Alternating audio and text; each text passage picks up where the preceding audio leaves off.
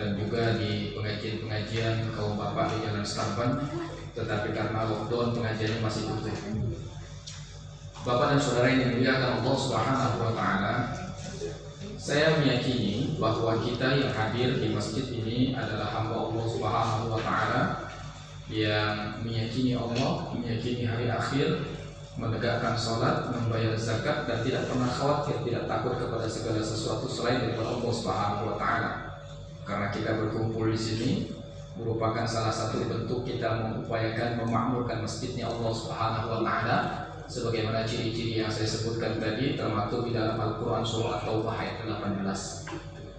Bapak dan saudara yang dimuliakan Allah Subhanahu wa taala, karena saya mewakili dari kantor urusan agama dan dalam bentuk penyuluhan, yang pertama saya akan menyampaikan hukum yang berkaitan dengan administrasi, yang kemudian kedua saya akan menyampaikan beberapa hal yang idealnya harus ditetapkan di dalam masjid. Yang pertama berdasarkan Undang-Undang Nomor 41 Tahun 2004 yang diteruskan dengan Peraturan Pemerintah Nomor 42 Tahun 2006 berkaitan dengan wakaf, bahwa masjid juga merupakan bahagian dari wakaf. Oleh sebab itu, yang bertanggung jawab untuk mengelola harta wakaf adalah nazir wakafnya, yang sebagaimana termaktub di dalam akta ikrar wakaf, atau kalau seandainya sudah di sertifikat BPN, yang termaktub di dalam sertifikat BPN. Ini perlu disampaikan karena beberapa kasus masjid juga bermasalah, seperti Masjid Agung pernah bermasalah antara pengurus masjidnya dengan yayasan. Maka sampai bergulir ke pengadilan, yang dimenangkan adalah nazir wakaf. Karena memang dalam undang-undang itu pengurus yang absolut diakui memiliki kekuatan hukum adalah nazir wakafnya. Oleh sebab itu, selain kita membentuk DKM ini, perlu nanti kita menelusuri nazir wakafnya, sertifikatnya, surat-suratnya, ya. Karena untuk membela harta wakaf itu tadi, karena Masjid Ar-Ridho ini juga pernah mengalami perjalanan pahit, ya, sempat dirubuhkan oleh pengembang, maka jangan sampai hal itu terjadi kedua kalinya. Oleh sebab itu, tugas pertama yang diemban kepada DKM ini adalah bagaimana mampu menelusuri surat-suratnya. Nah, kalau tidak ada, bagaimana cara mengupayakannya? Coba berkonsultasi dengan BPN, berkonsultasi dengan Badan Wakaf Indonesia. Insya Allah tidak ada jalan keluar. Karena ini banyak kasus, Pak. Rata-rata misalnya di perumahan-perumahan, di kompleks-kompleks, biasanya di perumahan seperti perumahan KPR, itu mereka menyediakan musola atau masjid, tapi tidak berstatus wakaf, masih berstatus hak milik pengembang. Itu kan jadi persoalan. Kita anggapnya udah punya kita, kan begitu. Ternyata alas haknya itu masih status milik pengembang. Beberapa kali seminar dibentuk di BPN bahwa memang itu masih bisa diproses. Oleh sebab itu, tugas pertama itu, ya, bagaimana kita menjaga harta wakaf ini dalam bentuk masjid ini agar sekiranya tidak dirampas oleh tangan-tangan jahil di masa yang akan datang. Di dalam Undang-Undang Nomor 41 Tahun 2004 itu berkaitan dengan nazir wakaf, bahwa dalam pengelolaan harta wakaf, nazir wakaf dapat bekerja sama dengan pihak manapun, ya, baik perorangan maupun lembaga, yang dalam hal ini di masyarakat kita terwujud melalui DKM, Dewan Kemakmuran Masjid. Nah, jadi kalau nazir wakaf itu SK-nya yang mengeluarkan adalah BWI, sedangkan DKM yang mengeluarkan SK-nya adalah Kantor Urusan Agama. Untuk DKM Masjid Ar-Ridho, berkas sudah sampai kepada saya beberapa hari yang lalu dan sedang diproses di Kantor Urusan Agama. Target saya sebenarnya pada malam hari ini sudah langsung diserahkan SK-nya, tapi karena berhubung tadi di kantor yang bertugas untuk mengetik SK itu Pak Heru berhalangan hadir. Insya Allah besok atau lusa sudah akan diproses. Yang kedua, Bapak dan Saudara yang dimuliakan Allah Subhanahu wa taala, selain komponen nazir, ada komponen DKM. Berikutnya ada komponen penting yang lainnya, yang perlu juga diselenggarakan. Jika seandainya di Masjid Ar-Ridho ini setiap akhir Ramadan diselenggarakan penyaluran zakat fitrah, maka perlu meng-SK-kan panitia zakatnya melalui badan amil zakat daerah. Ini berdasarkan amanat Undang-Undang nomor 23 tahun 2011 yang kemudian diteruskan dengan peraturan pemerintah nomor 14 tahun 2014. Di dalam Al-Quran Allah Subhanahu wa Ta'ala menjelaskan bahwa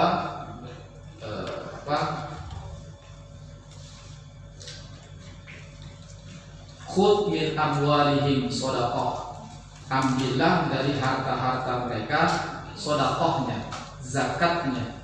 Kata khudh di dalam ayat ini dalam bentuk fi'il amal, tapi mukhatabnya satu orang. Yang ayat ini menegaskan kepada Rasulullah Muhammad SAW. Maksudnya adalah bahwa yang berkewenangan untuk mengambil harta zakat baik secara sukarela maupun secara paksa itu adalah Rasulullah sebagai seorang nabi, juga sebagai pimpinan negara. Kemudian para ulama menjelaskan di berbagai macam kitab fikih bahwa setelah Rasulullah SAW tidak ada, dilanjutkanlah kewajiban itu kepada para khalifah.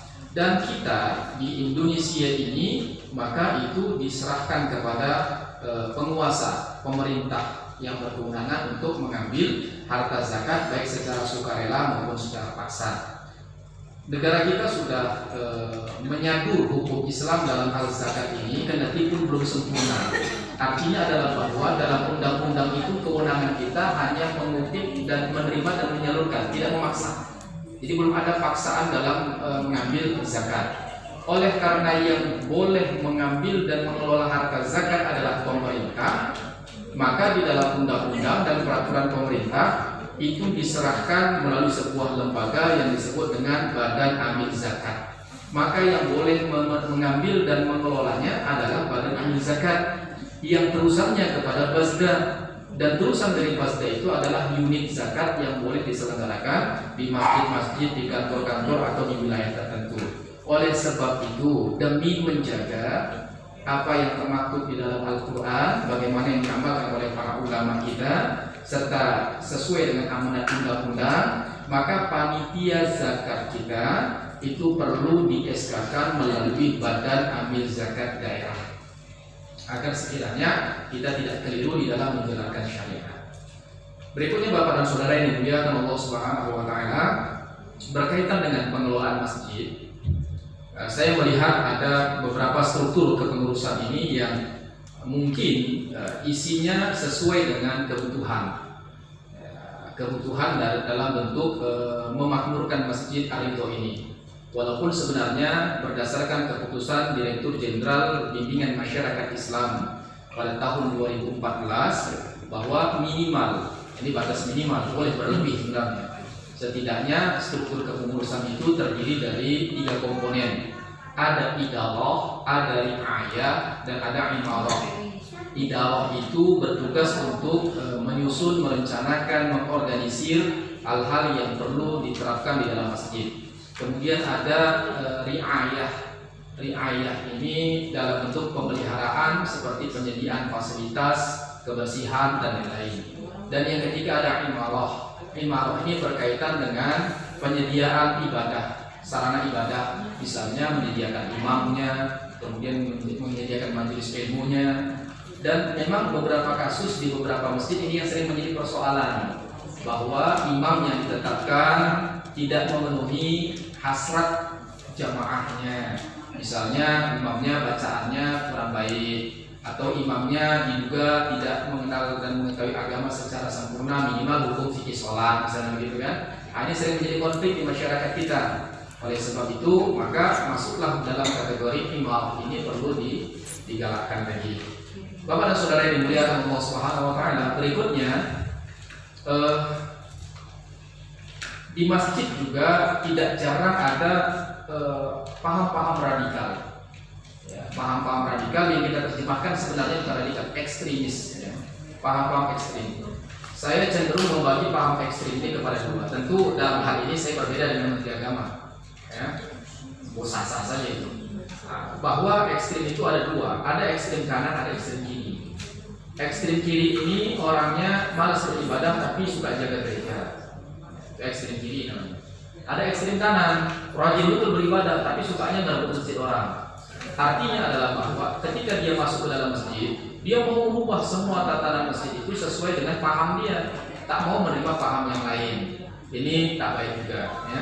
Karena Bapak dan Saudara yang mulia Allah Subhanahu wa taala, masjid itu adalah rumah Allah Subhanahu wa taala, menjadi rumah kita umat Islam secara bersama-sama, yang setiap kita memiliki pemahaman dan keyakinan yang berbeda. Kita belajar ngaji dengan ustadz yang lain, maka kita mengikut pendapat ustadz yang lain. Sementara yang lainnya juga belajar kepada ustadz yang lain, pemahamannya juga yang lain. Artinya adalah bahwa jangan memaksakan diri, karena memang perbedaan itu sudah terjadi sejak masa Rasulullah SAW. Diikutkan pada masa sahabat, tabi'in, sampai sekarang perbedaan itu terus terjadi. Kaidah yang berlaku di kalangan ulama, la yunkaru al-mukhtalafi wa yunkaru al-mujma' alaih. Tidak boleh mengingkari sesuatu yang memang di kalangan ulama itu terjadi khilafiyah. Contoh, ada orang yang mau berkunut, jangan menyalahkan orang yang tak berkunut. Orang yang tak berkunut, jangan menyalahkan orang yang berkunut. Karena ini adalah sebuah khilafiyah yang terjadi di kalangan para ulama. Oleh sebab itu, jangan menyalahi pendapat yang lain. Yang betul itu nggak berkunut, yang berkunut itu salah, boleh. Karena pendapat ulama juga berbeda. Tapi dalam hal yang sudah disepakati oleh para ulama, ini perlu diingkari. Misalnya kasus yang pernah terjadi, sebuah disertasi dengan judul hubungan suami istri di luar pernikahan atas dasar milkul yamin, yang ditulis oleh Abdul Aziz, seorang dosen dari Jogja. Ini perlu diselisih, perlu ditolak, perlu diingkari. Karena apa? Pendapatnya ini bertentangan dengan ijma' ulama yang menyatakan bahwa perzinahan itu mutlak haram hukumnya. Atau ketika ada orang mengatakan sholat 5 waktu tidak wajib, ini udah ijma' ulama bahwa saya sholat 5 waktu itu wajib. Ketika ada yang menolaknya, ini bertentangan dengan ijma', maka kita boleh menolaknya. Tetapi yang berkaitan dengan perbedaan-perbedaan yang diakui oleh para ulama, ada dalam mazhab Syafi'i, berbeda dengan mazhab Maliki, berbeda dengan mazhab Hanafi, berbeda dengan mazhab Hambali, yang setiap para ulama ini memiliki kewenangan memang untuk berijtihad. Dan kita tidak bisa menyalahkan pendapat ulama ini dengan ulama itu, karena memang kita nggak sampai kepada posisi ijtihad itu. Di samping itu, Bapak dan Saudara yang dimuliakan Allah Subhanahu wa taala, dalam beribadah memang ada keragaman ibadah. Ada mungkin di antara kita yang iftitahnya Allahu Akbar kabira, silahkan, ada hadisnya. Ada yang kemudian iftitahnya Allahu Akbar, silahkan. Itu juga dibuat oleh Rasulullah SAW. Ada yang iftitahnya Subhana dan seterusnya, silahkan saja.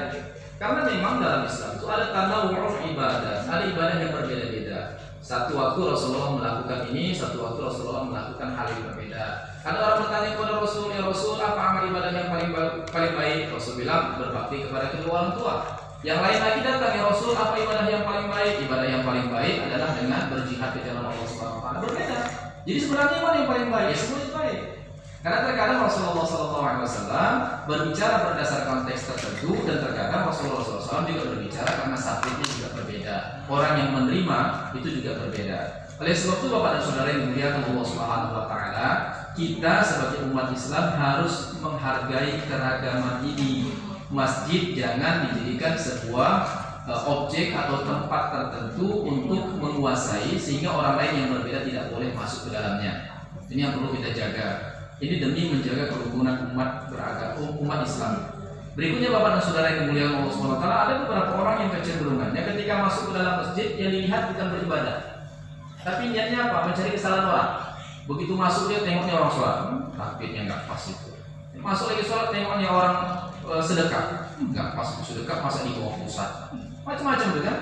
Jadi pertama kali dia masuk ke dalam masjid udah dicari kesalahan orang. Ya begitu keluar dari masjid hatinya pun keruh. Kenapa? Sibuk mencari perbedaan. Oleh sebab itu, Bapak dan Saudara yang dimuliakan Allah Subhanahu wa taala, bahkan Rasulullah SAW sendiri pun berkasih sayang ketika melihat ada orang yang buang air di dalam masjid. Ekstrim tuh, buang air di dalam masjid. Rasulullah SAW marah. Walaupun ada sahabat Rasulullah SAW yang marah besar kan, sampai hampir menghajar ini orang, tapi Rasulullah SAW tidak marah. Rasulullah katakan biarkan dia buang air di situ, kemudian nanti bersihkan. Artinya bahwa hal yang begitu krusial seperti itu pun Rasulullah SAW dapat mendidik dan mengajar secara sabar. Maka dari itu kepada saudara yang mulia Allah Subhanahu wa taala, maka sangat ironi ketika kita mengatakan tegakkan sunnah, tapi di sisi yang lain kita tidak mengikut perilakunya Rasulullah SAW. Kita tidak meneladani akhlaknya Rasulullah SAW. Dalam kajian-kajian ada beberapa tokoh yang suka menjelek-jelekkan kajian yang lain. Itu ustadznya ngomong gak ada isinya, itu ustadznya begini, gak ada ilmunya, segala macam tuh. Yang seperti ini dihindarilah. Kalau seandainya kita mau menyampaikan pendapat kita, silahkan sampaikan saja hujjah kita, sampaikan saja dalil kita. Jangan sampai kita justru menyalah-nyalahkan yang lain. Karena terkadang apa yang kita ketahui, apa yang diketahui oleh orang lain tidak kita ketahui. Nah, maka kalau untuk menambah pengetahuan, ya dilakukan dalam bentuk diskusi dan kajian-kajian ilmiah. Bapak dan saudara yang dimuliakan Allah Subhanahu wa taala, maka saya tidak berpanjang lebar dalam hal persoalan ini. Karena memang tugas dari kantor urusan agama itu adalah tidak masuk kepada persoalan-persoalan yang bersifat internal.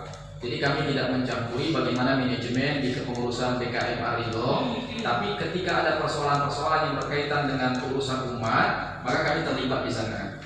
Sebenarnya kita melihat seolah-olah setiap masjid itu tidak ada persoalan, padahal sebenarnya kami di kantor urusan agama malah banyak menerima persoalan. Masjid Silaturahim Jalan Antariksa beberapa waktu yang lalu juga punya persoalan, ya. Masjid Al Hasanah Karamanjo juga ada persoalan. Kemudian ada beberapa masjid yang kami tidak boleh membuka apa persoalan-persoalan itu karena ini berkaitan dengan orang-orang tertentu yang harus dijaga juga kan aibnya.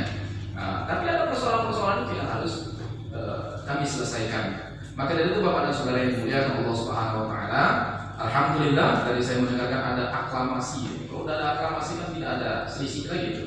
Artinya semuanya sudah bersepakat, pengurus yang terpilih berarti sudah sangat kuat sekali. Oleh sebab itu, pengurus yang terpilih ini Bapak dan Saudara yang dimuliakan Allah SWT ada hasil pilihan kita, hasil musyawarah kita, maka yang bertanggung jawab menjaganya adalah kita bersama.